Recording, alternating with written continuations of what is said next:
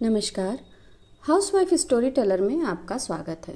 तो आइए सुनते हैं मालती जोशी जी द्वारा लिखी गई एक कहानी का नाम है प्रतिरोध।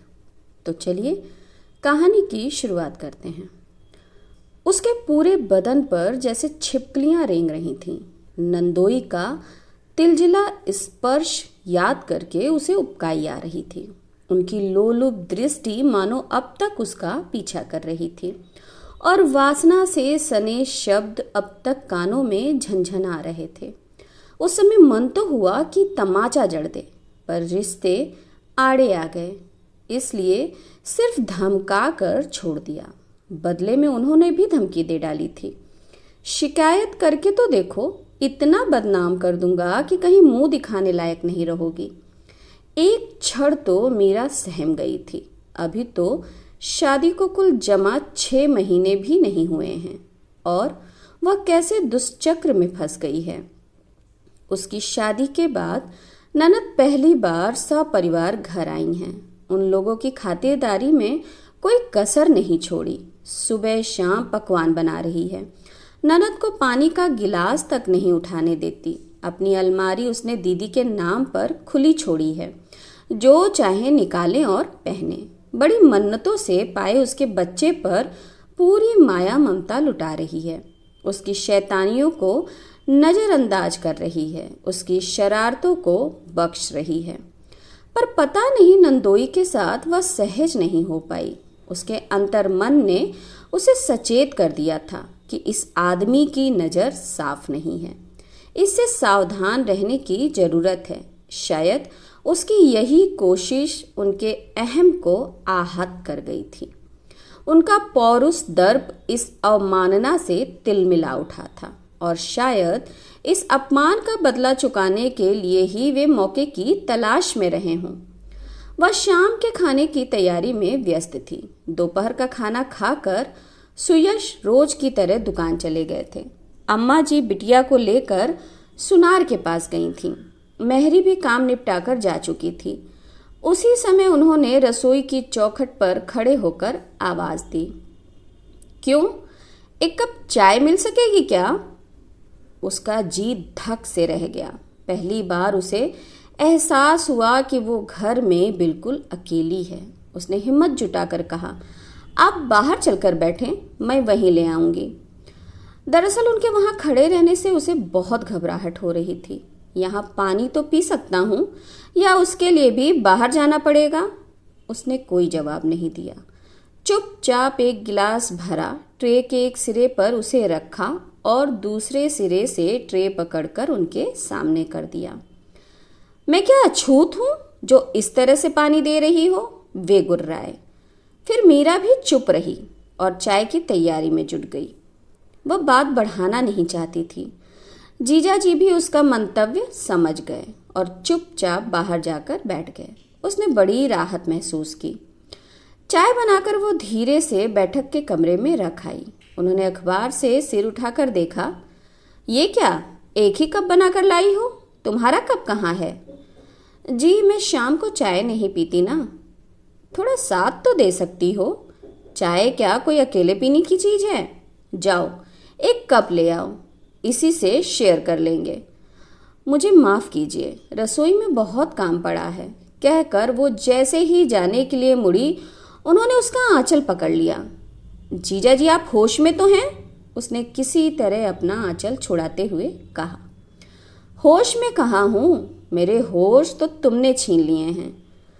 जीजा जी, आप घर के बड़े हैं, बड़ों की तरह व्यवहार कीजिए। बड़ा हूँ तो क्या हुआ, बूढ़ा तो नहीं हूँ। चाय का तो एक बहाना था, सोचता था उसी बहाने मेरे पास 5 मिनट बैठोगी, पर तुम तो मेरी जैसे छाया से भी दूर भाग रही हो। मेहमानों के साथ ऐसा व्यवहार किया जाता है? आप मेहमान हैं तो फिर मेहमानों की मर्यादा में रहिए, नहीं तो क्या कर लोगी तुम? मुझे मजबूरन अम्मा जी से या इनसे शिकायत करनी पड़ेगी। और तुम्हारा वो मिट्टी का माधव मेरा क्या कर लेगा? मेरे सामने आंख उठाकर बात करने का तो उसमें ताब नहीं है। तुम शिकायत तो करके देखो, इतना बदनाम कर दूंगा कि कहीं मुंह दिखाने के लायक नहीं रहोगी। आखिर क्या बिगाड़ लोगी तुम मेरा? इसके बाद मीरा वहां खड़ी नहीं रही। रसोई का दरवाजा बंद करके सीधे ऊपर कमरे में चली गई और अंदर से दरवाजा बंद कर लिया। उसका तन मन अब भी घृणा से जल रहा था, हृदय भय से धड़क रहा था। इस व्यक्ति की खोटी नियत को उसने शादी के मंडप में ही भांप लिया था। गरीब घर की लड़की थी मीरा, पर रूप राजरानी सा पाया था। इसलिए सुयश की माँ ने उसे बेटे के लिए मांग लिया था। मीरा के माँ बाप को इस प्रस्ताव से ही धन्य हो गए थे। 2 बेटियों का ब्याह करके वे एकदम खोखले हो गए थे। 2 की चिंता और थी। ऐसे में यह प्रस्ताव तो वरदान ही था जैसे। बिना किसी दान दहेज के ऐसा घर वर जुटाने का तो वे सपना भी नहीं देख सकते थे। शादी के मंडप में ही जीजा जी को पहली बार देखा था। मजाक के नाम पर बड़ी भद्दी फप्तियां कस रहे थे और सब लोग हो करके हंस रहे थे। कभी कहते, भैया ये तो लंगूर के हाथ में अंगूर आ गया समझो। कभी कहते, इसी को तो कहते हैं छछुंदर के सर पर चमेली का तेल। दीदी से बोले, ये भी हमारी तरह मानो पूनों की जोड़ी है, बस भूमिकाएं कुछ बदल गई हैं। दीदी बेचारी कट कर रह गई थी। घर आते आते ही अम्मा जी से बोले, अम्मा यह काम आपने बहुत अच्छा किया, आपकी आने वाली नस्लें सुधर जाएंगी। मीरा ने देखा था कि जीजा जी की हर टिप्पणी पर सुयश का चेहरा बुझ जाता था। पहले तो उसे हैरानी हुई थी, कोई भी इस व्यक्ति को कोई घुड़काता क्यों नहीं है? क्यों सब इसकी बेजा हरकतें बर्दाश्त किए जा रहे हैं? बाद में पता चला कि ये इस घर के दामाद हैं, उनकी हर बात जायज है। तभी से इस व्यक्ति के मन में वितृष्णा, एक जुगुप्सा का भाव उपजा था। अब तो उसके साथ भय और क्रोध भी जुड़ गया था। उसके सामने जाने की इच्छा नहीं हो रही थी। करीब 7 बजे माँ बेटी बाजार से लौटी। अपनी आंखों से उन्हें रिक्शे से उतरते देखने के बाद ही वह कमरे से बाहर आई। उन लोगों के आते ही जीजा जी बाहर चले गए। जाते हुए कहते गए कि खाने पर इंतजार मत करना, किसी दोस्त के साथ कार्यक्रम है। मीरा ने राहत की सांस ली। उसने फटाफट खाना बनाया, सास ननद को खिलाया और कमरे में आकर लेट रही। पति की प्रतीक्षा रोज ही करती थी, पर आज दरवाजा खुला रखने का साहस नहीं हुआ उसे। किताब पढ़ते पढ़ते कब आंख लग गई पता ही नहीं चला। सुयश ने शायद 2-4 बार दरवाजा खटखटाया होगा, क्योंकि जब उसने दरवाजा खोला तो उसका मूड काफी उखड़ा हुआ था। किसके ख्यालों में खो गई थी कि मैं इतनी देर से दरवाजा पीटता रहा और तुम्हें सुनाई नहीं दिया? उन्होंने तल्ख स्वर में पूछा। सॉरी, पढ़ते पढ़ते पता नहीं कैसे आंख लग गई। आंख लगाने का शौक इन दिनों ज्यादा चढ़ा हुआ है। ये क्या कह रहे हैं आप? सुयश ने कोई जवाब नहीं दिया। गुस्सा चेहरे पर हावी रहा। जूते पहने पहने ही वह बिस्तर पर लेट गए। आप फ्रेश होकर आइए, मैं खाना लगा रही हूँ। मैं खाना नहीं खाऊंगा। क्यों? बाहर से खाकर आया हूँ। वह कहना चाह रही थी कि खाकर आए हैं तो क्या हुआ, मेरे साथ 2 कौर खा लीजिए, पर उनका मूड देखकर चुप रह गई। पलंग पर सामने बैठकर उसने बातें शुरू करने की गरज से शुरू ही किया था कि वह चीखकर बोले, लीव मी अलोन, मेरे सामने नौटंकी मत करो। मीरा स्तब्ध रह गई। इतना घुन्ना आदमी इतनी कड़वी कठोर बात कैसे कह गया? मीरा जानती है कि सुयश अब हमेशा हीन ग्रंथि से ग्रस्त रहते हैं। वे अपने को मीरा के योग्य नहीं समझते। पता नहीं कैसे उनके मन में यह बात बैठ गई है कि मीरा ने परिस्थिति से मजबूर होकर शादी के लिए हाँ की होगी। यह एहसास उन्हें बेचारा सा बना देता है। वे कभी खुलकर अपनी कोई बात नहीं कहते, किसी तरह की फरमाइश नहीं करते। उसने उनकी ऊंची आवाज नहीं सुनी, फिर वे आज अचानक इतने आक्रामक कैसे हो गए? उसका मन एकदम चौकन्ना हो गया। कहीं यह सब नंदोई की करतूत तो नहीं है? बाहर कहाँ खाया? होटल में। साथ में कौन था? क्या फौजदारी करोगी जो इतने सवाल दाग रही हो? अच्छा जाने दीजिए, एक बात बताइए, आपके जीजा जी आपके लिए पूजनीय हो सकते हैं, पर क्या विश्वसनीय भी हैं? सुयश एकदम चौंक कर उठ बैठे। जीजा जी को बीच में क्यों ला रही हो? आप उन्हीं के साथ गए थे ना? सुयश चुप रह गए। उनका मौन ही स्वीकृति था। उन्होंने मुझे धमकी दी थी कि अगर मैंने उनकी शिकायत की तो वे मुझे बदनाम कर देंगे, लेकिन वे इतने कायर निकले कि उन्हें मेरे शिकायत करने तक की सब्र नहीं हुआ। उन्होंने पहल करने में ही अपनी कुशलता समझी। मैं अभी आई। कहाँ जा रही हो? उस आदमी को उसकी औकात तो दिखा दूं। वैसे यह काम आपको करना चाहिए था, लेकिन जब आपको अपनी कुंठाएं सहलाने से ही फुर्सत नहीं है तो अपनी लड़ाई मुझे ही लड़नी होगी। सुनो, बेकार का तमाशा मत करो।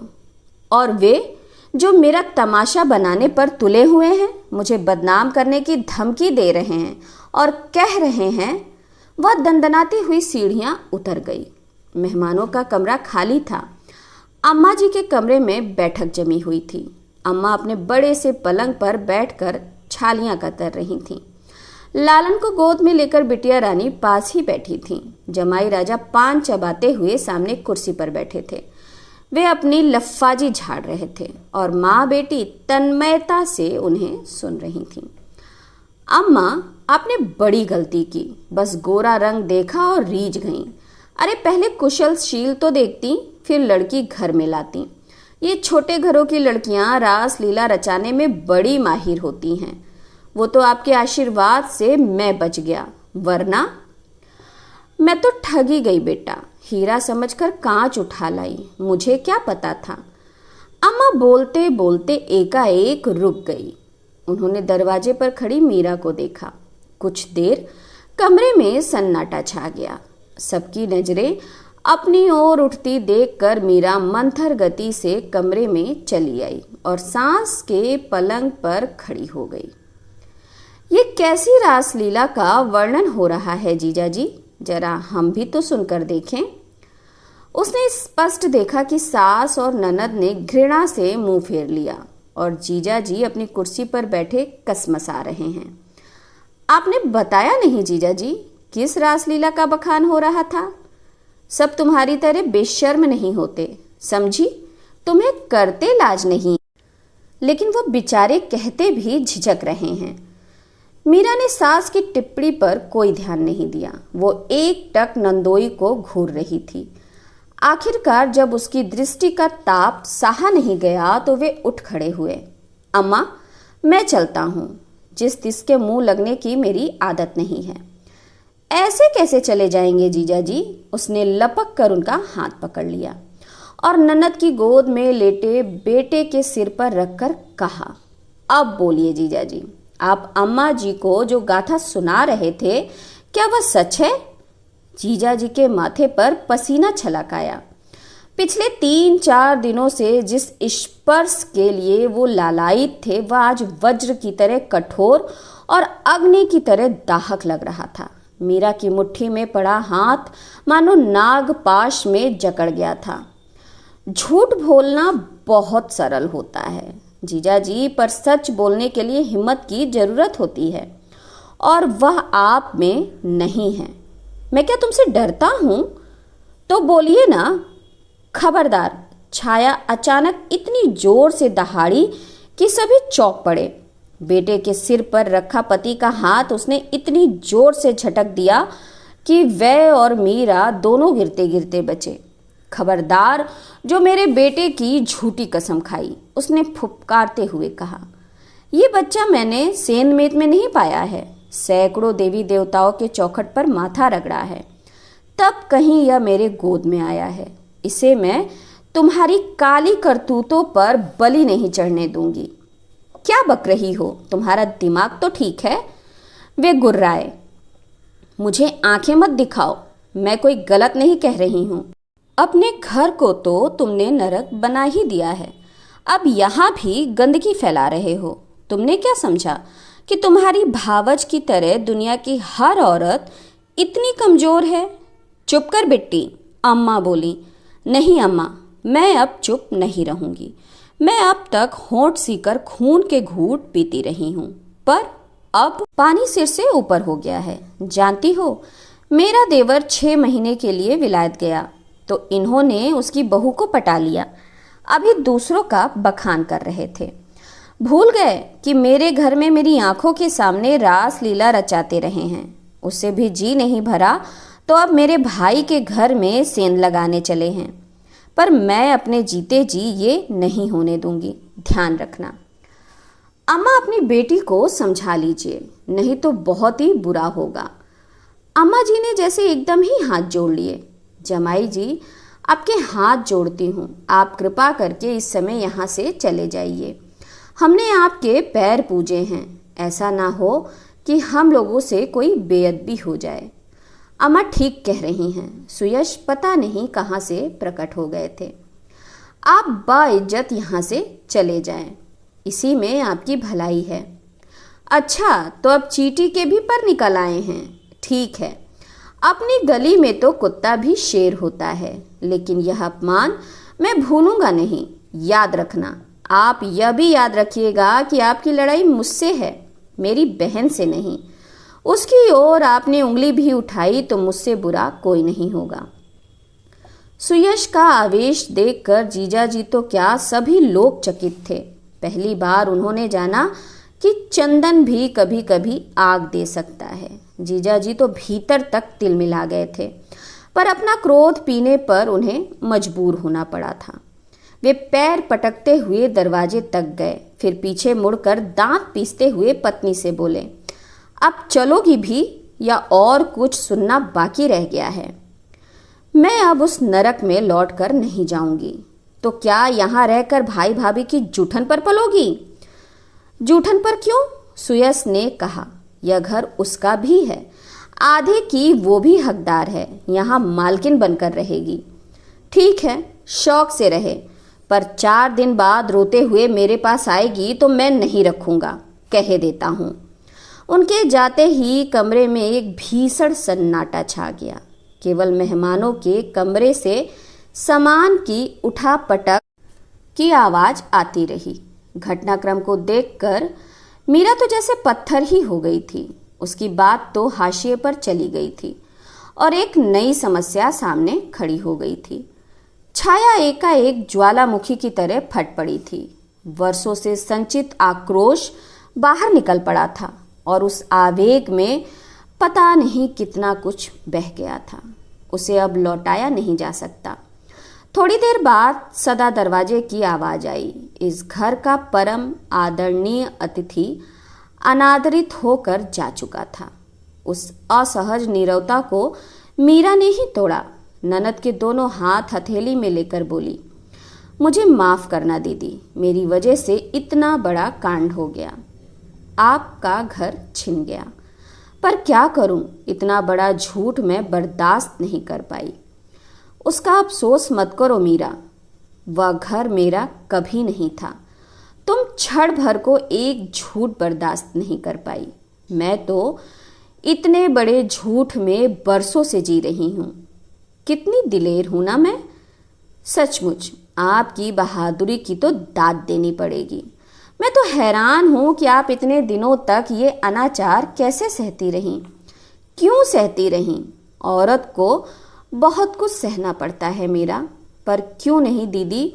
पति भक्ति का मतलब यह तो नहीं कि उसकी जायज नाजायज सारी बातों को अनदेखा किया जाए। क्या करूं, मुझे हमेशा यही एहसास कचोटता रहा कि मैं उनके लायक नहीं। इसी एहसास ने मुझे कभी खुलकर बोलने नहीं दिया।